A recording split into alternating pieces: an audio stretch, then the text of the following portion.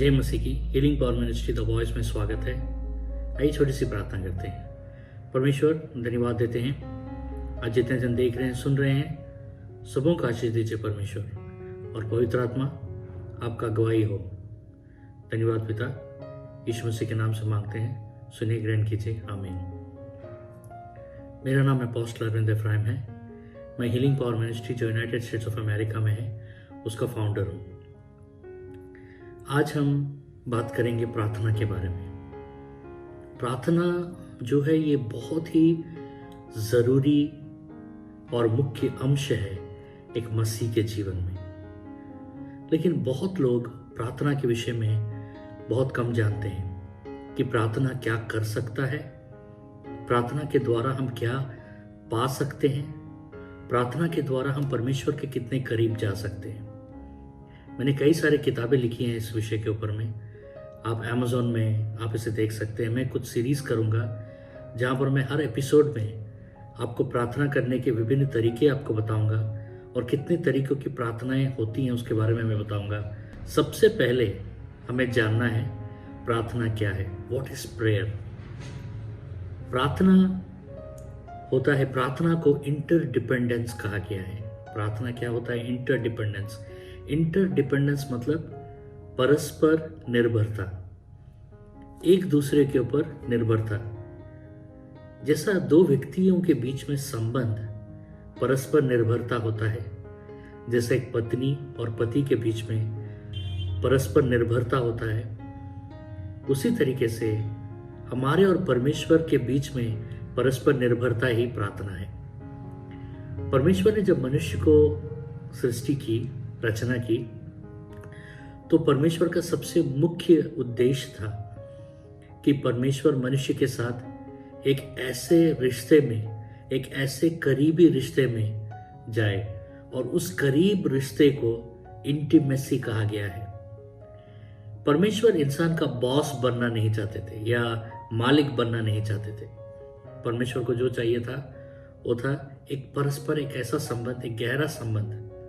हमें धूल से परमेश्वर ने बनाया। अब आप कभी देखे होंगे माता पिता जब उनके बच्चे धूल मिट्टी से खेलते रहते हैं तो दौड़ कर जाकर उनको वहाँ से निकाल कर उनके हाथ और पांव धो देते हैं, क्योंकि मिट्टी लग जाएगा उनके हाथों में। परमेश्वर को मिट्टी से प्यार हो गया है। हम क्या है? मिट्टी है। लेकिन परमेश्वर हम मिट्टी से प्यार करने लगा। हम मिट्टी से परमेश्वर को मोहब्बत हो गया। और परमेश्वर ने जब हमें बनाया तो परमेश्वर ने हमें क्या दिया? सबसे महत्वपूर्ण चीज़ हमें दिया परमेश्वर ने, और वो था उनका स्वरूप और समानता। परमेश्वर अपने स्वरूप और समानता हमें दिया। परमेश्वर नौकर नहीं चाहते थे, परमेश्वर नौकर नहीं बना रहे थे, या परमेश्वर कोई मशीन नहीं बना रहे थे।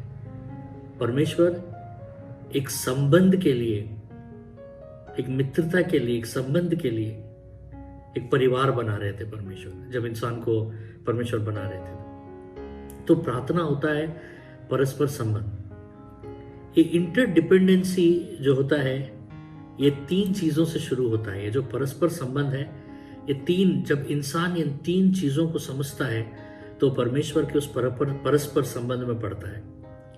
सबसे पहले अगर आपको प्रार्थना में बढ़ना है, अगर आपको परमेश्वर के करीब होना है, अगर आपको परमेश्वर को देखना है, तो सबसे पहला आपको जानना होगा कि परमेश्वर के आशीषों पर नहीं, हमारा केंद्र, हमारा फोकस परमेश्वर होना चाहिए।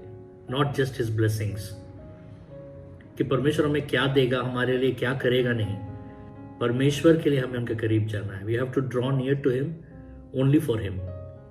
दूसरा, हमें ये याद रखना है कि परमेश्वर हमारा बॉस नहीं है, परमेश्वर हमारा मालिक नहीं है, हमारा बॉस नहीं है। परमेश्वर हमारा पिता है। God is our father. परमेश्वर ने जब हमें बनाया तो हमें संतान के रूप में बनाया। हमें एक चीज याद रखना है कि परमेश्वर हमारा बॉस नहीं, परमेश्वर हमारा पिता है। He is our father. और तीसरा, तो जब पिता जो शब्द आता है तो हम ये सोचते हैं कि ये हमारे सांसारिक पिता की तरह है, लेकिन मैं बता दूं कि परमेश्वर जो है हमारे सांसारिक पिता से भी उत्तम है। उनका जो एल शडाई, जो शब्द आप जानते हैं एल शडाई, मालूम है आपको एल शडाई शब्द का अर्थ क्या है? इसका असली अर्थ यह है, यानी हमारा जो स्वर्ग में पिता है वो हमारा बाप भी है और हमारा माँ भी है, और वो हमसे इतना प्यार करता है कि वो अपने बच्चों को, तो आपको एक बात याद रखना है कि जब आप पिता कहते हैं तो ये एक नया रिश्ता है। This is a fresh relationship that you need to start.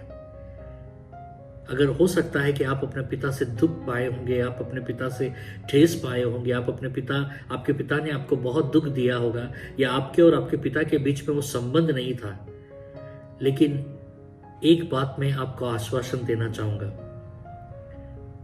स्वर्ग में रहने वाले पिता से आप कभी निराश नहीं होंगे। आप वो पाओगे जो आप संसार में, दुनिया में कभी नहीं पा पाए हो। लेकिन ये रिश्ता जब एदेन के वन में शैतान आकर हव्वा को बताता है कि परमेश्वर तुम्हारा बॉस बनना चाहता है, जब हव्वा को बताया गया कि अगर तुम ये फल खाओगी तो तुम उसके समान बन जाओगी, तो हव्वा को लगा क्यों ना मैं ये फल खा लूं और मैं उसके समान बन जाऊं। शैतान जो है उसने झूठ बोला। परमेश्वर तो एक पिता बनना चाहते थे, लेकिन शैतान ने हव्वा को परमेश्वर ऐसा दिखाया जैसा कि वो उन पर प्रभुता करना चाहता है। परमेश्वर का प्रभुता पूरे संसार में है, लेकिन परमेश्वर अपनी प्रभुता को हमारे ऊपर थोपते नहीं है। परमेश्वर चाहते हैं कि हम उनकी प्रभुता को जाने, उन पर विश्वास करें, और हम स्वयं निज अपने स्वेच्छ इच्छा से उनकी प्रभुता के अधीन में आए। ये परमेश्वर का मन और ये परमेश्वर का इच्छा। लेकिन शैतान ने हव्वा को और आदम को एक गलत तरीके से परमेश्वर को प्रेजेंट किया, और ये हव्वा को भाग गया, और हव्वा ने उस फल को खाया, और आदम भी भटक गए और उस फल को खाया। और इससे क्या हुआ? पहला मृत्यु आया। पहला मृत्यु क्या है? परमेश्वर से दूर हो जाना, परमेश्वर के निवास स्थान से दूर हो जाना। परमेश्वर ने आदम और हव्वा को निकाल तो दिया, परमेश्वर ने एक मार्ग बनाया, और परमेश्वर ने वो मार्ग था बलि। इंसान बलि के द्वारा परमेश्वर के पास आ सकता है, और इसीलिए प्रभु यीशु मसीह का क्रूस पर बलि हुआ, क्योंकि उनके बलिदान से, उनके क्रूस पर मरने से हम वापस उस परस्पर संबंध में हम वापस आ सकते हैं। इस परस्पर संबंध को इंग्लिश बाइबल में किंग जेम्स वर्जन में एक शब्द दिया गया है, और उस शब्द है अबाइड। अबाइड मतलब रहना, उनमें रहना। अगर हम यूहन्ना का 15:7 अगर हम पढ़ते हैं तो उसमें लिखा रहता है, यदि तुम मुझ में बने रहो और मेरी बातें तुम में बनी रहे तो जो चाहो मांगो और वो तुम्हारे लिए हो जाएगा। यहां अबाइड जो है, या बना रहना जो शब्द है, उसका अर्थ है कि उनसे जुड़ा रहना, उनमें रहना। तो वचन कहता है यदि तुम मुझ में बने रहो, इफ यू अबाइड इन मी। ध्यान दीजिएगा यहां पर अगर शब्द के ऊपर ध्यान दीजिएगा, अगर तुम मुझ में बने रहोगे। जैसा मैंने पहले बताया, परमेश्वर पिता है। परमेश्वर अगर बॉस होता, हमें उनके गुलाम और नौकर की तरह देखता, तो वचन ऐसा होता, तुम्हें मुझ में बना रहना पड़ेगा। परमेश्वर कोई दबाव नहीं डाल रहे। परमेश्वर ने कहा अगर तुम मुझ में बने रहो। परमेश्वर ने यह नहीं कहा कि तुम्हें मुझ में ही बना रहना पड़ेगा। परमेश्वर ने कहा अगर तुम मुझ में बने रहो और मेरी बातें तुम में बनी रहे। इससे हमें पता चलता है कि परमेश्वर का वात्सल्यता के बारे में हम जानते हैं। हम ये देखते हैं that how awesome is God, how merciful is God. कितने दयालु है परमेश्वर। परमेश्वर कितने दयालु है। परमेश्वर के 3 बड़े गुण हैं। There are 3 great attributes of God. पहला गुण है परमेश्वर का कि वो प्रेम करने वाला है। He is a God who loves अस। दूसरा गुण है परमेश्वर का कि वो दयालु है। He is a merciful God. और जानते हैं तीसरा सबसे बड़ा स्वभाव क्या है? कि परमेश्वर दाता है। He is a giver. He likes to give to his children. वो देना बहुत पसंद करते हैं अपने बच्चों को। इसलिए उन्होंने कहा कि मांगो, क्योंकि परमेश्वर देने वाले परमेश्वर है। परमेश्वर देना चाहते हैं, इसीलिए वहां पर प्रार्थना आया, प्रार्थना का जन्म हुआ। अगर देने वाला ही नहीं होता तो हमें प्रार्थना करने का जरूरत नहीं पड़ता। लेकिन परमेश्वर का सबसे बड़ा गुण कि वो दाता है, वो देने वाला परमेश्वर है। इसलिए अबाइड का शब्द है, अगर तुम मुझ में बने रहो, यानी अगर हम परमेश्वर में बने रहते हैं, अगर परमेश्वर के उस करीब में, परमेश्वर से वो मोहब्बत, परमेश्वर से वो प्रेम अगर हम कर पाए, वो क्या देगा करके नहीं, वो क्या करेगा करके नहीं, सिर्फ उससे जुड़े रहना, सिर्फ उससे प्रेम करना, just loving him unconditionally. I know that it is hard to love God unconditionally. मुझे मालूम है परमेश्वर को वैसा प्यार करना मुश्किल है, लेकिन अगर हम सिर्फ परमेश्वर की ओर ध्यान दें, if you just focus on God, not what he can do और what he will do, I tell you we walk into that intimacy.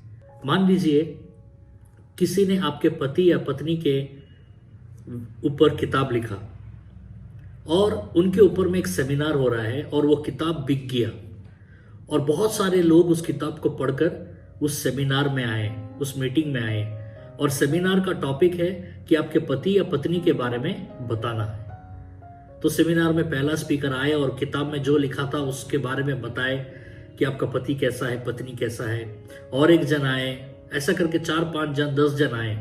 उसके बाद आपको मौका मिला स्टेज पर जाकर आपके पति के बारे में, आपके पत्नी के बारे में बताने के लिए। आपको क्या लगता, कौन अच्छा बता पाएगा? आपने सही सोचा, आपके पति के बारे में, आपके पत्नी के बारे में आपसे ज्यादा अच्छा कोई बात नहीं कर पाएगा, क्योंकि वे लोग एक किताब पढ़कर आपके पति या पत्नी के बारे में जाने, लेकिन आप कैसे जाने? आप उनके साथ जीवन जीते हैं, दिन रात उनके साथ रहते हैं। तो यही है परस्पर संबंध। पर अगर तुम मुझ में बने रहो, अबाइड का अर्थ है कि एक किताब को जानकर, एक किताबों को पढ़कर, एक डॉक्यूमेंट्री को देखकर नहीं, स्वयं परमेश्वर के साथ वो एक होने का रिश्ता अगर हम रख पाएंगे तो हम परमेश्वर को बहुत करीब जान पाएंगे। इस वचन को हम देखते हैं, यदि तुम मुझ में बने रहो और मेरी बातें तुम में बनी रहे। मेरी बातें यहां जो आती हैं ये 2 है। पहला है लोगोस और दूसरा है रेमा। लोगोस जो शब्द है और रेमा जो शब्द है, दोनों ग्रीक शब्द ही हैं। लोगोस का अर्थ है लिखा हुआ शब्द, लिखा हुआ वचन। लोगोस यानी बाइबल। मेरी बातें तुम में बनी रहे का अर्थ है कि परमेश्वर का वचन अगर हम में बना रहे, जो लिखा बाइबल है, धर्मशास्त्र बाइबल है। और दूसरा है रेमा। रेमा क्या होता है? रेमा होता है पवित्र आत्मा की प्रेरित बातें। पहले हम लोगोस को देखते हैं। लोगोस क्या होता है? लोगोस होता है परमेश्वर का वचन। अगर हम दूसरे तिमोथियुस 3:16 में पढ़ते हैं, हर एक पवित्र शास्त्र परमेश्वर की प्रेरणा से रचा गया है और उद्देश्य और समझाने और सुधारने और धर्म की शिक्षा के लिए लाभदायक है। अगर हम बाइबल को देखते हैं तो बाइबल को थियोनीशियस कहा गया है। थियो का मतलब है परमेश्वर, जैसे थियोलॉजी, थियोनीशियस। सो थियो जो शब्द होता है ग्रीक में, वो अर्थ है परमेश्वर। थियोनीशियस मतलब बोला हुआ शब्द, मतलब परमेश्वर का बोला हुआ शब्द को थियोनीशियस कहा जाता है। परमेश्वर के वचन जो बाइबल में है उसमें 3 गुण हम देखते हैं। वो प्रामाणिक है, मतलब हर एक किताब, 66 किताबें पूरे प्रमाणित है कि परमेश्वर के द्वारा लिखा गया है। परमेश्वर के वचन में अधिकार है। आप वचन को पढ़ोगे या इस वचन को किसी को भी बोलोगे तो वो अधिकार जो वचन में है, वो अधिकार उनके जीवन में आएगा। उस अधिकार के द्वारा परमेश्वर का कार्य उस व्यक्ति के जीवन में और हमारे जीवन में होगा। परमेश्वर का वचन जो है, बाइबल जो है, वो लागू करने, इट्स एप्लीकेबल। एप्लीकेबल पहला वाला है ऑथेंटिक, मतलब प्रमाणित है। दूसरा है ऑथोरेटिव, मतलब जिसमें अधिकार है। और तीसरा है एप्लीकेबल। एप्लीकेबल का मतलब है परमेश्वर के वचन को हम अपने जीवन में लागू कर सकते हैं, चाहे वैवाहिक जीवन हो, चाहे आर्थिक जीवन हो, चाहे एक अच्छा लीडर बनना हो, हर जगह परमेश्वर के वचन को हमारे जीवन में लागू किया जा सकता है। दूसरा है रेमा। रेमा जो शब्द है, रेमा है, ये भी ग्रीक शब्द है जिसका मतलब है पवित्र आत्मा का बोला हुआ, प्रभावित किया हुआ बात। पवित्र आत्मा हमें बताता है, बहुत सारी चीजें हमें बताता है कि हमें घर का कहाँ खरीदना है, हमें किससे विवाह करना है, हमें जाना चाहिए कि नहीं। जब हम प्रार्थना करते हैं तो हमें पता चलता है कि परमेश्वर हमें बताता है, पवित्र आत्मा हमसे बातें करता है। तो वचन कहता है अगर तुम मुझ में बने रहो और मेरी बातें तुम में बनी रहे। मेरी बातें मतलब लोगोस, परमेश्वर का धर्मशास्त्र, और रेमा, पवित्र आत्मा की बातें। एक आत्मिक जीवन में बढ़ने के लिए हमें ये दो चीजें होनी बहुत जरूरी है। रेमा भी होना जरूरी है और लोगोस भी होना जरूरी है। मतलब धर्मशास्त्र, बाइबल को भी जानना जरूरी है और पवित्र आत्मा का आवाज भी सुनना आना चाहिए। ये दोनों चीजें अगर आप रहेंगे तो आप भटकेंगे नहीं, आपको कोई भटका नहीं सकता है। अगर तुम मुझ में बने रहो और मेरी बातें तुम में बनी रहे, तुम जो कुछ भी मांगो तुम उसे पाओगे। आपको मालूम है प्रार्थना का सबसे मूल क्या है? प्रार्थना का मूल है प्रेम। मुझे नहीं लगता कि कोई भी व्यक्ति प्रार्थना कर पाएगा अगर वो परमेश्वर से प्रेम नहीं करता है। तो प्रार्थना शुरू होता है ये है प्रेम से। आप घंटों घंटों परमेश्वर के पास प्रार्थना में बैठे तब रहेंगे जब आपको परमेश्वर से वो मोहब्बत रहेगा, वो प्रेम रहेगा। अब सोचिए, आप किसी व्यक्ति से प्यार करते हैं तो उसके पास, उसके साथ समय बिताने में आपको ऐसा नहीं लगेगा कि आपका समय व्यर्थ हो रहा है। सबसे पहला हमें जरूरत है प्रेम। प्रेम बाइबल में अगर हम देखें तो 7 तरीकों के होते हैं। पहला प्रेम जो है उसे इरोस कहा गया है। दूसरा है स्टॉज। तीसरा प्रेम है लूडस। चौथा प्रेम है प्रैग्मा। पांचवा प्रेम है फिलोटिया। छठवां प्रेम है अगापे और सातवां प्रेम है फीलियो। स्टॉज जो होता है, स्टॉज जो हम बाइबल में नए नियम में प्रेम जब भी पढ़े तो प्रेम मतलब इस 7 तरीकों के प्रेम के बारे में बात किया जाता है। स्टॉज होता है पारिवारिक प्रेम, परिवार में जो प्रेम रहता है वो है स्टॉज। लूडस मतलब आजकल यही चल रहा है, यही प्रेम चल रहा है नए युग में। इसको फ्लर्टिंग कहा भी जाता है, फ्लर्टिंग भी कहा जाता है। सीरियस प्रेम नहीं है, जो सिर्फ मतलबी प्यार है, इसे लूडस कहा जाता है। फिर उसके बाद और एक तरीके का प्यार है जिसे प्रैग्मा कहा जाता है। प्रैग्मा मतलब वो है देशभक्ति, देश के प्रति प्रेम। देखिए सैनिक लोग जो होते हैं अपने देश के लिए जान दे देते हैं। वो गोली खाने के लिए, मरने के लिए डरते नहीं है क्योंकि उनको देश के प्रति प्रेम रहता है। तो ये होता है देशभक्ति, प्रैग्मा। फिलोटिया का जो प्रेम है, फिलोटिया, ये होता है सेल्फ लव। मतलब वो व्यक्ति जो सिर्फ अपने आप से प्रेम करता है और किसी चीज से प्यार नहीं करता है, ये होता है फिलोटिया। फिलोटिया शैतान, वो किससे प्यार करता है? वो अपने आप से प्यार करता है और किसी से प्यार नहीं करता है वो। उसके बाद आता है अगापे। अगापे जो प्यार होता है वो परमेश्वर का प्रेम होता है। ये प्रेम सिर्फ परमेश्वर करते हैं, जिसमें कोई धाग नहीं है, कोई धब्बा नहीं है, जिसमें ये प्रेम स्वच्छ प्रेम है, ये प्रेम पवित्र प्रेम है।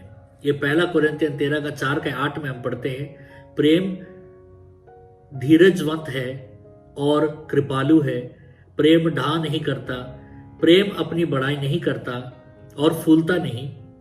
तो ये जो तरीके का प्रेम है ये परमेश्वर का प्रेम है, अगापे, अगापे प्रेम। उसके बाद आता है हमारा वो है फीलियो। फीलियो ये प्रेम होता है आपका भाईचारा का प्रेम। अगर हम रोमियो का 12:10 में अगर हम देखते हैं, भाईचारे के प्रेम से एक दूसरे पर दया रखो। फीलियो और अगापे के बारे में अगर हमें जानना है, if you really want to know about phileo and agape, तो यूहन्ना का सुसमाचार 21वां अध्याय का 15 से लेकर 17वां वचन को हमें पढ़ना पड़ेगा। यहाँ क्या होता है मैं आपको बताना चाहूंगा। यीशु मसीह पुनरुत्थान के बाद, यानी मरकर जी उठने के बाद, चेलों से मिलने के लिए प्रभु आते हैं। और एक समय में चेलों के साथ प्रभु बैठे हुए थे और वहां पर पतरस भी था। और पतरस से प्रभु पूछते हैं, हे पतरस, क्या तू मुझसे प्रेम करता है इनसे भी ज्यादा? तो पतरस कहता है, हाँ प्रभु, मैं आपसे प्रेम करता हूं। फिर दूसरी बार प्रभु पूछते हैं पतरस से, क्या पतरस तू मुझसे प्रेम करता है इनसे भी ज्यादा? तो पतरस कहता है, हाँ प्रभु, मैं प्रेम करता हूं आपसे। तीसरी बार प्रभु पूछता है, क्या पतरस तू मुझसे प्रेम करता है इनसे भी ज्यादा? तो पतरस उदास होता है और कहता है, परमेश्वर आप ये क्यों पूछ रहे हैं प्रभु? आप तो जानते हैं कि मैं आपको छोड़ और किसी से प्रेम नहीं करता। 3 बार ये प्रेम है। देखिए, याद रखिएगा, प्रेम जो मैंने 7 तरीके का प्रेम बताया, अगापे प्रेम जो होता है वो परमेश्वर का प्रेम होता है, और फीलियो जो प्रेम होता है वो मित्रता होता है, मित्रता। परमेश्वर पूछते पतरस से, क्या हे पतरस, क्या तुम मुझसे अगापे करते हो? लेकिन पतरस कहता है, हाँ प्रभु, मैं तुमसे फीलियो करता हूं, अगापे करता हूं करके नहीं बताता है। लेकिन पतरस 3 बार परमेश्वर को नकार चुका था और पतरस उस शर्मिंदगी से बाहर निकल रहा था, और पतरस को मालूम है कि परमेश्वर उसका हृदय जानते हैं। परमेश्वर से पतरस कहता है, मैं आपसे फीलियो करता हूं। दूसरी बार प्रभु यीशु मसीह पूछते हैं पतरस से, हे पतरस, क्या तुम मुझसे अगापे करता है? दूसरे बार भी पतरस जवाब देता है, प्रभु, मैं आपसे फीलियो करता हूं। तब तीसरे बार प्रभु यीशु मसीह पूछते हैं पतरस से, पतरस, क्या तू मुझसे फीलियो करता है? इस बार प्रभु नहीं पूछते पतरस से कि क्या तू मुझसे अगापे कर रहा है, क्या तू मुझसे फीलियो कर रहा है? तो पतरस जवाब देता है, हाँ प्रभु, आप तो जानते हैं मेरे जीवन में आपके सिवा कोई नहीं, मैं आपसे फीलियो करता हूं। मतलब पतरस ये बताना चाहता था प्रभु को कि प्रभु, मेरे जीवन में प्रथम स्थान आप ही हैं। मेरे जीवन में आपको छोड़कर कोई नहीं है परमेश्वर। मेरे जीवन में मेरा मित्र, मेरा दोस्त आप ही है। इससे हमें यह पता चलता है कि सबसे पहला शुरुआत हमें परमेश्वर से कहां से करना चाहिए? मित्रता से करना चाहिए। हमारे जीवन में परमेश्वर हमारा बेस्ट फ्रेंड होना चाहिए। वहां से शुरू होता है, हर चीज शुरू होता है फीलियो से। क्या हम अगापे में जा पाएंगे? वो परमेश्वर के पवित्र प्रेम में जा पाएंगे? हाँ, जा पाएंगे। पवित्र आत्मा के फलों में अगर हम पढ़ेंगे तो उसमें लिखा रहता है प्रेम, और वो प्रेम है अगापे। हम पवित्र आत्मा के फल के द्वारा हम परमेश्वर से अगापे कर सकते हैं। तो शारीरिक रूप से हमें परमेश्वर का फीलियो बनना है, बेस्ट फ्रेंड बनना है, और आत्मिक रूप से हमें परमेश्वर से अगापे करना है। इसी प्रेम से, हे प्रिय परमेश्वर के संतान, प्रार्थना का शुरुआत होता है। जानते हैं क्या हम ये प्रेम कर पाएंगे? जरूर कर पाएंगे, क्योंकि हम परमेश्वर के स्वरूप और समानता में बनाए गए हैं। हम ये प्रेम कर पाएंगे। परमेश्वर ने मुझे एक वर दिया है बांसुरी बजाने का। जैसा बाइबल में दाऊद बांसुरी बजाने से लोग छुटकारा पाते थे, आज मैं बांसुरी बजाते हुए प्रार्थना करूंगा। तो आप आंखें बंद कर कर वहीं बैठकर इस बांसुरी को थोड़ा देरी सुनिए, और इस बांसुरी के द्वारा परमेश्वर आपको छुएगा और छुटकारा देगा।